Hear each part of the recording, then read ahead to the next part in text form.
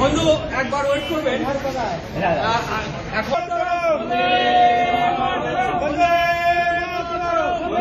পূর্ব বর্ধমান জেলা কংগ্রেসের সংগঠন আইএনটিটিইউসির উদ্যোগে জেলা সম্মেলনে আয়োজন করা হয়।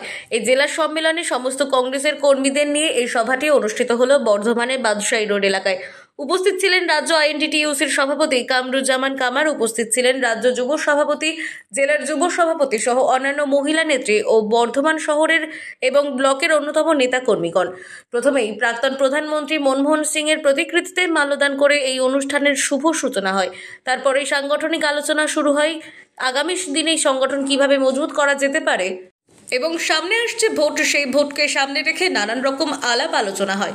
শুধু তাই নয়, বিভিন্ন জায়গায় শাসক দল নানান রকম অসামাজিক কাজকর্মের সাথে যুক্ত বলে অভিযোগ করেছেন রাজ্য সভাপতি। সেসবের বিরুদ্ধে রুখে দাঁড়াতে হবে এবং আরএসএস সংগঠন নিয়ে বিস্ফোরক বক্তব্য রাখলেন আইএনটিটিইউসির রাজ্য সভাপতি। এই রাজ্য সরকার যেটা আছে, এদের শ্রমজীবী মানুষের বিরুদ্ধে যে কর্মকাণ্ড, আজকে মনরেগা নিয়ে যেভাবে চুরি হয়েছে, মনরেগা যারা এতদিন কাজ করেছে তারা মাইনা পাচ্ছে না, তাদেরকে বলছে কেন্দ্রীয় সরকার দিচ্ছে না। তো কেন্দ্রীয় সরকার তো একটা ফ্যাসিস্ট গভর্নমেন্ট, সেটা আমরা জানি। একটা সাম্প্রদায়িক শক্তি তাদের পেছনে আছে, এই আপনার আরএসএস, যে সংবিধানকে মানে না, যে ভারতের যে স্বতন্ত্রতা এটাকেই মানে না। আমরা যে একটা ইন্ডিপেন্ডেন্ট দেশ, 15 আগস্টে যে আমরা স্বাধীন হয়েছি সেটাকেই মানছে না।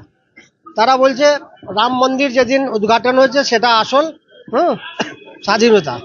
তো এটাকে আমরা কন্ডেম করি এবং আমরা 26-এ সর্বশক্তি নিয়ে এই গভর্নমেন্টের নীতির বিরুদ্ধে আমরা লড়াই করব। নানান জায়গায় তোলাবাজির অভিযোগ উঠে আসে, যারা প্রশাসন দল রয়েছেন, যারা সরকার চালাচ্ছেন, কোথাও রেলে, কোথাও টোটোতে, কোথাও ট্যাক্সিতে, এই কেন সেটা নিয়ে দেখুন, এই সরকার হচ্ছে তোলাবাজির সরকার, এই সরকার হচ্ছে আপনার সিন্ডিকেটের সরকার, এই সরকার হচ্ছে বড় লোকেদের সরকার। এর বিরুদ্ধে আমাদের যে সীমিত শক্তি আছে সেটা নিয়ে আমরা সব জায়গায় লড়ছি। পূর্ব বর্ধমান থেকে তন্ময় ঘোষের রিপোর্ট, আনন্দ বার্তা।